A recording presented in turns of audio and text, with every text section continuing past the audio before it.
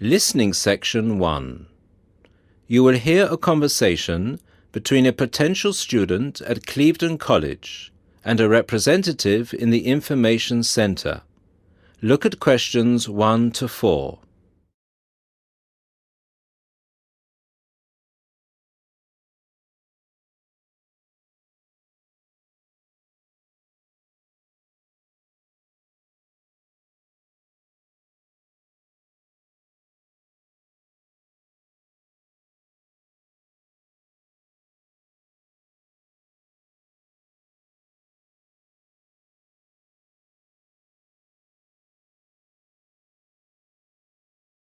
Listen to the first part of the conversation and answer questions 1 to 4.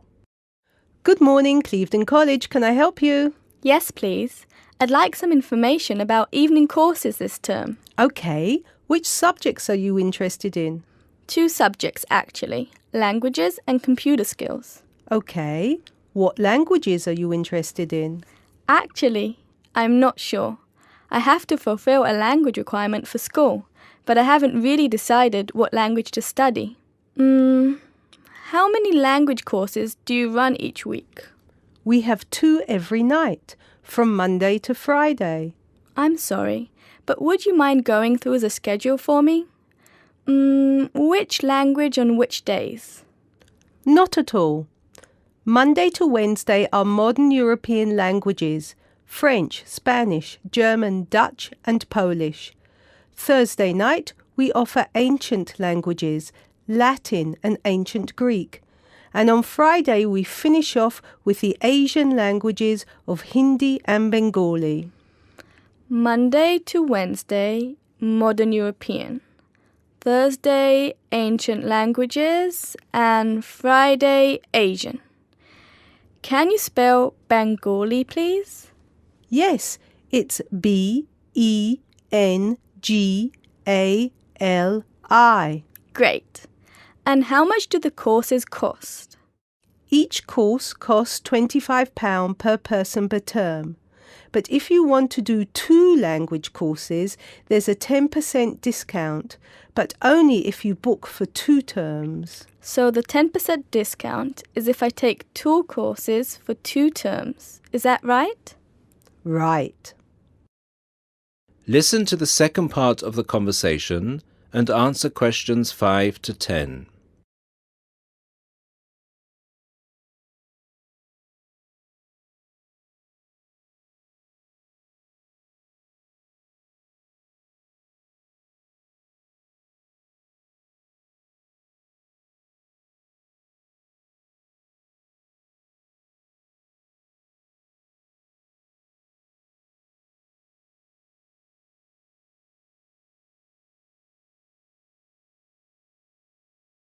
As the conversation continues, complete questions 5 to 10. Would it be possible for me to book my classes right now? No, sorry, the computer's down.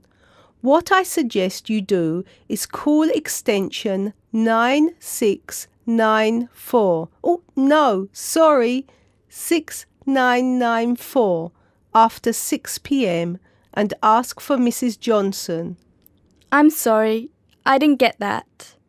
Did you say 6994 after 6 p.m? Yes, 6994. Please ask for Mrs. Johnson. Thanks. Okay. Can we now look at the computer skill courses? Yes, of course. Computer classes always start in the first week of the month. And the way it works is we offer 1 computer class for the entire month. So you might spend 1 month on databases, another month on Excel, and so on. Classes meet once a week on Tuesday afternoons. The next class starts February 1st. Okay, so for the upcoming month, February? February is going to be databases. There are 24 places still free on that course, and it costs £40 per person. February, databases, 24 openings, £40. Okay. Excel starts in March, and that's nearly full. Only 4 slots left. It's £45. Okay, Excel. March. Only 4 slots left. Got it. April is Outlook. That is never as popular since it costs so much more, but you get a free CD. It is £60 for the month, and there are 19 places left. Okay, April. Outlook. £60. Is that it? No. On the 3rd of June, we start a Word course. We have 16 vacancies for that at the moment. It's also expensive at £55. 3rd of June. Word. 16 vacancies. £55. Now, do I call the same number to book a place in one of these classes? No, you have to call Mary Jones, I think. Yes, Mary Jones. Extension 9623. Sorry, could you repeat that number? Yes, extension 9623. Please call her before 6 p.m. Okay, many thanks for all your help.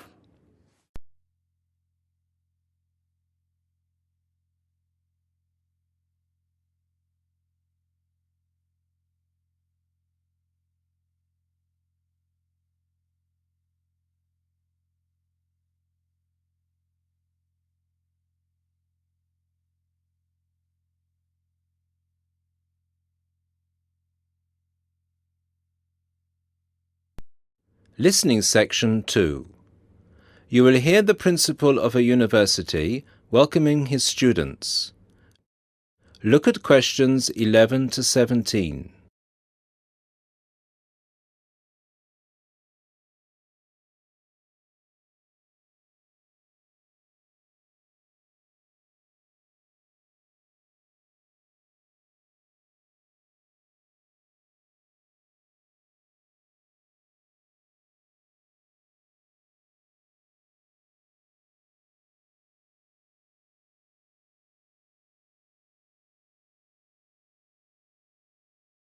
Listen to the first part of the lecture and answer questions 11 to 17.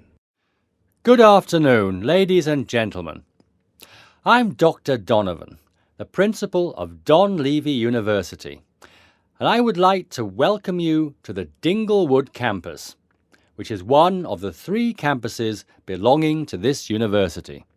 This campus, Dinglewood, is where I have my office, and it's also the location of the Languages and Science campus, so some of you will be studying here. Dinglewood is the most northerly campus. The business studies blocks are in the Churchdown campus in the centre of town, and the southern or Trailway campus, where history and architecture are situated, is to the south of the town. Those of you who are enrolled in any of those courses will be taken to your respective buildings at the end of this meeting. Those of you studying on the Dinglewood campus, you will have a tour later too. This building we are assembled in is the office or administration block, Block 39, and is where the weekly meetings are held. You are welcome to attend these meetings, as are all the university staff. You may want to, as many university issues are discussed at these weekly meetings. The meetings take place at 1:30 every Tuesday, so please stop by. 2 other important buildings are also located on this campus, the cafeteria and the on-site shop. You can purchase all the required books and any stationery you need for your courses at this shop. Please bear in mind that even though you have shown your ID passes to enter the site, you still need to use them again to buy anything in the shop or cafeteria. This is for security reasons. Now look at questions 18 to 20.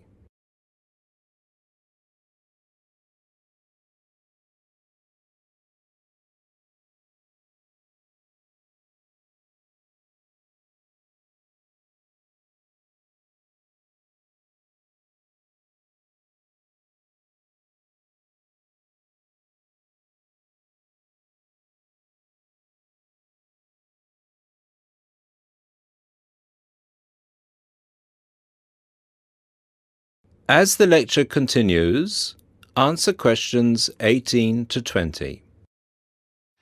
Now, if I could draw your attention to the back page of your joining instructions booklet, you will see a small map of this campus, Dingle Wood. The block we are in now, the Office and Administration block, is located between the Languages Centre, Block 38, and the Physics School, Block 30. That's 3O. These are both on the right of the plan.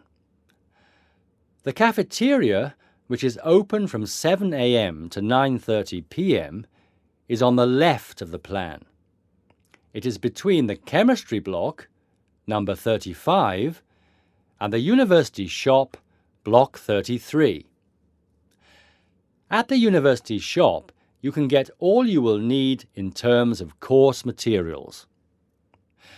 The Biology block is block number 29, and you'll find the Biology block between the Chemistry block and the Languages Centre. Be careful with the numbers, as they are not always logical. As you will see, there are gardens on the right-hand side of the gate.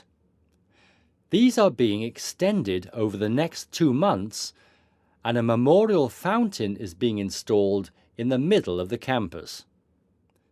This means that the campus will be very noisy during normal working hours. However, the campus will look much nicer when it is all finished. Right, so that's it for your initial campus orientation.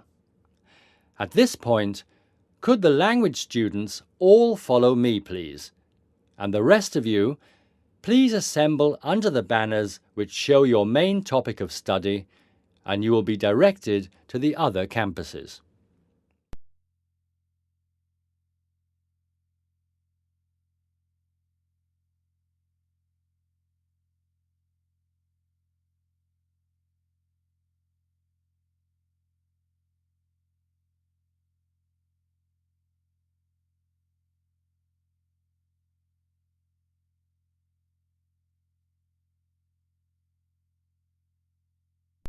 Listening section 3.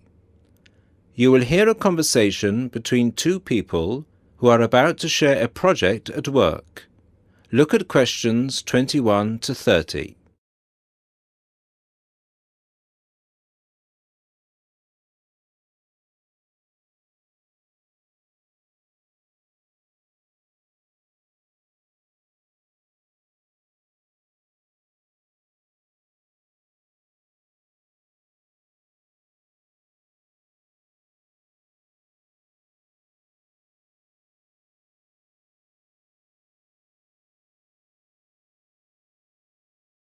Listen to the conversation and answer questions 21 to 30.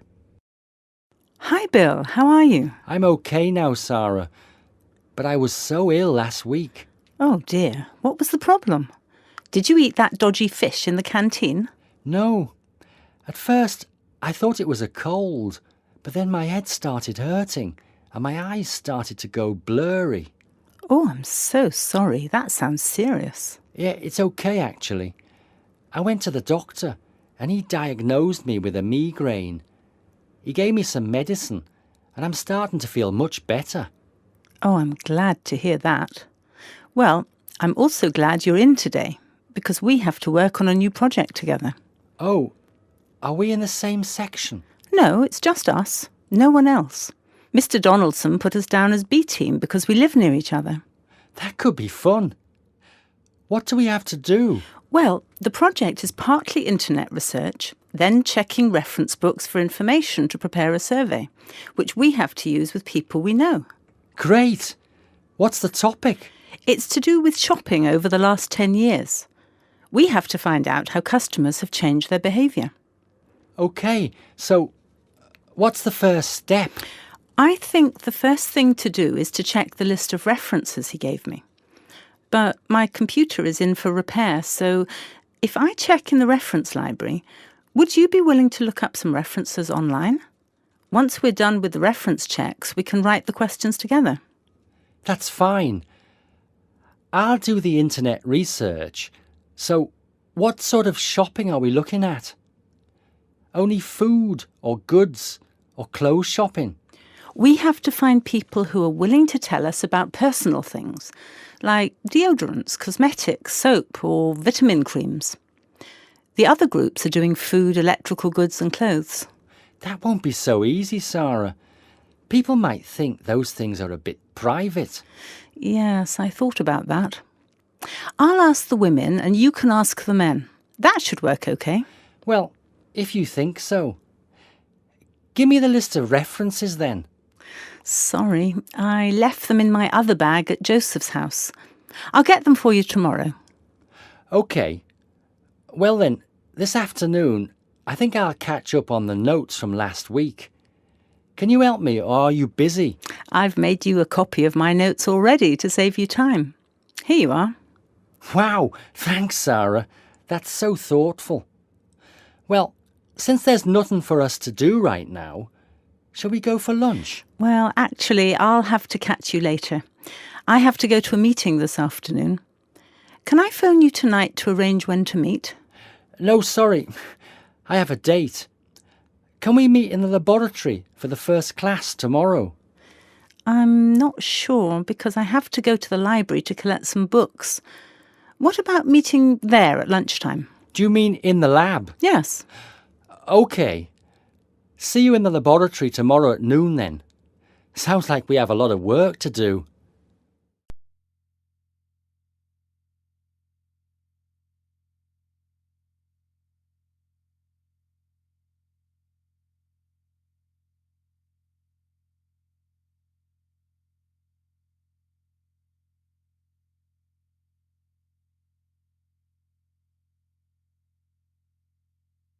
Listening Section 4.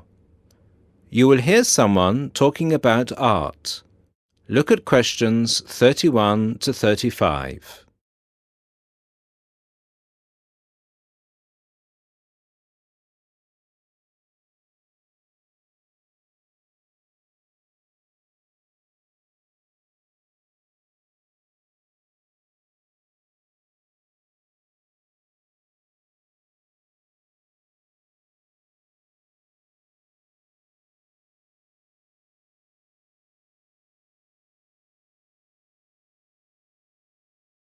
Listen to the first part and answer questions 31 to 35. Good evening, everybody, and welcome to the first in this year's series of public lectures offered by the Art Gallery. As Chief Curator of the Gallery, I was given the honour of presenting the first lecture, and let me tell you, I had a difficult time deciding what to talk about tonight. Being the curator, I naturally know just about everything that's in this gallery, but I wanted to choose an artist who has a wide appeal. That seems only fair, yes? But I didn't want to talk about someone so well known that anything I said would be familiar. I wanted someone modern. My personal preference is for modern art. But again, I wanted to choose someone who had the potential to appeal to all art lovers, whether they're attracted to traditional forms, impressionism, surrealism, or what have you. So, having spent the last 5 years as a visiting professor in Barcelona, it's not surprising that I finally chose to talk about one of the greatest Catalan artists, one whose work is likely to be familiar to many of you, Joan Miró. Look at this. And this. And this. Ring any bells? Miró's most famous and most widely reproduced works tend to be like this. Bright primary colours with lots of asymmetrical forms. He painted on large canvases, larger than himself quite often, and his paintings depicted birds, trees, flowers, and other features of the natural world. But Miró produced a great variety of work, and it's about some of his lesser-known paintings that I would like to speak this evening. Miró was born in Barcelona in 1893, the son of a goldsmith. He began to show talent very early, and in 1926 went to Paris, where he was drawn to the Surrealists of Montparnasse. He did not define himself as a Surrealist, however. He preferred to stay free to experiment with other artistic styles as he wished. Miro had an intense dislike of much of the painting and many of the painters he knew. He wished to do something totally different, to express his contempt for bourgeois art. And yet, ironically, Miro's success has made his works much in demand among art collectors of the world. But we can't really talk about the artist without looking at his art. And that's what I'd like to do now. To take a look at just a few of Miro's works and think about what it is that makes them special. Special to me, and to a great number of people who flock every day to the Miro Foundation in Barcelona. Now look at questions 36 to 40.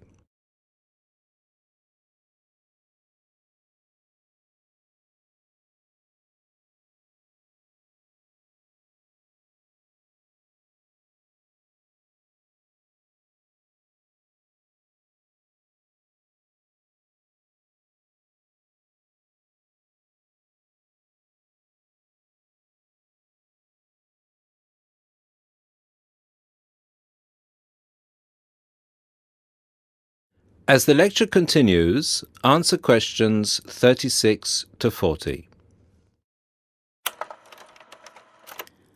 Let's start with this. One of Miro's best-known and brightest works, Woman and Bird. A sculpture created in 1982.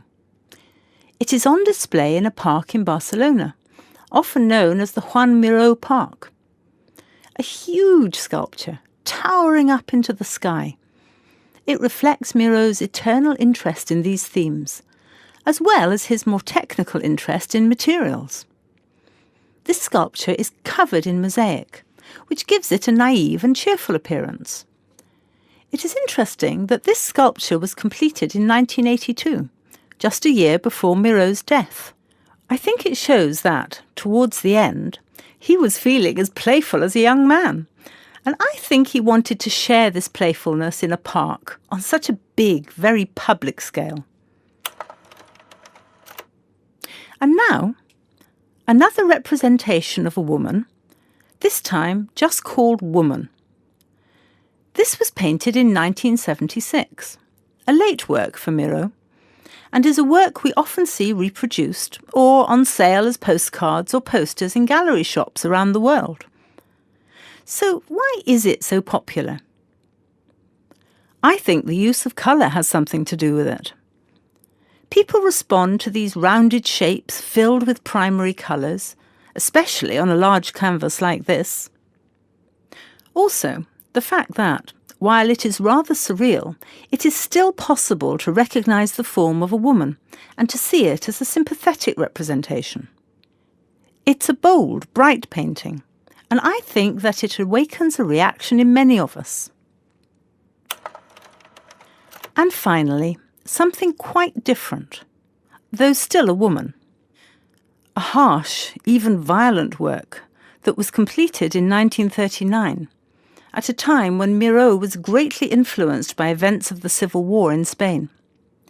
It's titled Seated Woman 2, but it can be hard to find the woman here, as she's been transformed into a rather horrendous creature. So is that how Miro viewed women? As grotesque? Not at all. This picture can also be seen as strong, with a huge base and solid shoulders to support those who depend on her. In this painting, her arms and neck seem to grow as vegetation out of her shoulders, representing woman as a fertile ground, perhaps. We also see here the fish and birds, the moon and stars, so typical of Miro's work, making her a creature of nature and of the heavens as well. And that's all we have time for this evening, I'm afraid. I hope that you've enjoyed this brief look at Miro's work and that you will enjoy the other lectures that follow this one. Thank you and good night.